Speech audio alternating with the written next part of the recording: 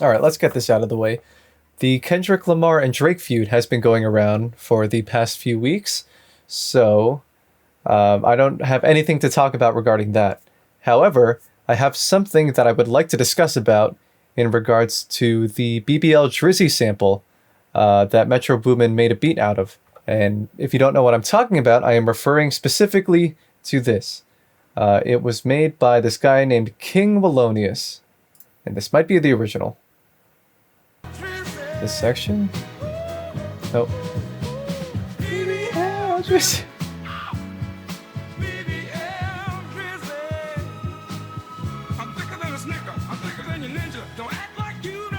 That section. That section was sampled by Metro Boomin into... Is this it? And then he did this. Metro Boomin sort of chopped it up and then sped it up with that chipmunk sort of vocal style that Kanye West used to do. And then kicks in. There it is. Pretty catchy, right? It sounds like it sounds like an old Motown late 1960s song that was released and went on to do numbers. It sounds very similar to that era. And it's so catchy. It's so unbelievably catchy. I find myself singing in the chorus occasionally. The only problem with it is that it's not real. This song, or should I say song in parentheses, is AI generated. This fun little beat that was done behind a $10,000 giveaway from Metro Boomin, the sample was AI. And I don't like approaching with a statement of as a musician, but as somebody who makes music and who likes making music, this is a little bit scary. It wasn't that long ago that in the sphere of AI generated art or AI generated audio, that the end result was more so very crude and rudimentary. You could see how things wouldn't blend together, or you could hear how there is an unnatural sound to the way that the voice blends into the song or comes out of it. We've seen countless times, we've seen in countless videos of people using AI to replicate the voice of somebody famous and then putting them over a famous song. However, if you listen closely, for example, there is one of Mr. Krabs singing Billie Jean, and I don't think I can play it, but if you listen to it closely, it's basically just Mr. Krabs' vocal sound displayed over Michael Jackson's. So all of Michael Jackson's little vocal inflections that he does are all there, but layered on top by the AI voice.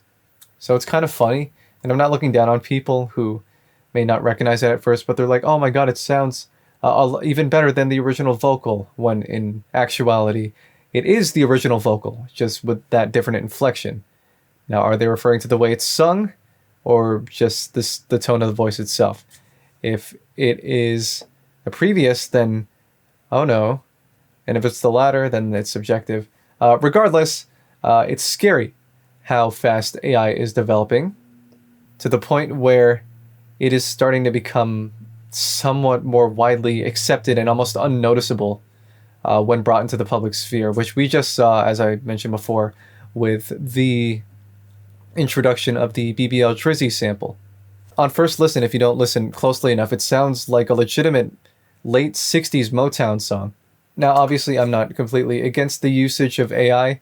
Like any other person, I believe that it is great when it is utilized in an effective way to assist human creation. Like, for example, in video editing, when you have to green screen out a person, but you don't want to track every individual feature. Photoshop has actually started to implement the use of it, and it has been heavily decreasing the workload that an editor has to put on themselves. If it assists in the smallest of things, that's perfectly fine. For example, with the release of the Beatles' final single Now and Then, I think it was Paul McCartney and everybody else that worked on the record and produced it, used AI assist in order to more further isolate John Lennon's vocals from a demo that he made back in the late 70s. Now, the audio from John Lennon's vocals were crude because they were obviously a tape demo, so there was a lot of bleed that couldn't be removed from when they tried to work on it back in the 90s. But now that modern technology has brought it on, there was time to finally take a go at it. And something like this I thought was already out there when I first started getting into music production. It wasn't, but stuff like this, I'm happy that tools like this exist to, as I said before, to assist in human creation. However, when it starts to take over general art and creation, that's where it starts to become a little bit scary. And obviously, if you've been on the internet, even passively, and you've seen the news regarding AI imagery and generation, that you can see that it is a heavy source of controversy within some areas, and it's understandable why. For example, just last year, to celebrate Pink Moon's The Dark Side of the Moon 50th anniversary, they had a competition where for every individual song, there was a winner for a music video that would be parted alongside it. The winner would get some prize money, I believe, and recognition by being put with their video alongside their respective song on the Pink Floyd YouTube channel. However, for one of the songs, which is Any Color You Like, if I could find it, an AI video won for that competition. And a lot of people were not happy with it, especially visual artists. And it's understandable why. Now, granted, the winner is a graphic design artist, but some people are more lenient on its usage than others. And even though he made references, I believe, in Blender to help generate the video, it's still heavily, heavily influenced by AI. And you can see, I'm going to mute the audio because it's copyrighted, but I'm going to show you the video. You can see how all of those jarring effects, while it may seem cool, that's very common when it comes to AI generation. Especially when you see AI generated animations, you'll often see things like this. Now, in a certain context, if this was done by a human, that would have been cool to see how things shift. But again, it is AI, and it is a little bit unfortunate and a little bit scary. Now, in terms of the visual art side of AI, there have been a lot of heavy strides in that area. One notable example is the prompt of Will Smith eating spaghetti. How about a year ago it was very crude and very deformed, but now it's starting to become something a little bit more comprehensible. I don't think that's the word. And then there was another prompt that gained notoriety online that made people understand that AI was starting to evolve at a faster rate than anticipated by many people. And it is that one prompt of the puppies playing in the snow. That is AI generated. It's very scary. Now, some of the only ways that people can fall for visual art or audio AI generated art or prompts are through, it's me, media literacy. I'm the media literacy guy. Yeah, through those aspects, people are able to see through what is real and what is fake. However, what I'm worried about more so than understanding what is real and fake, as I said before, is it bleeding into the arts. And going back full circle, I'm a little worried, as somebody who likes to create music, that there will be AI songs out there that may become more widely accepted. I mean, we've seen it with what we've seen with the BBL Drizzy sample. Who knows what else is going to come out there? Of course, AI is not going to replace humans, but it may be something that is going to coexist, possibly, unfortunately. So, hey, that just gives me a drive to get my stuff out there before AI takes over.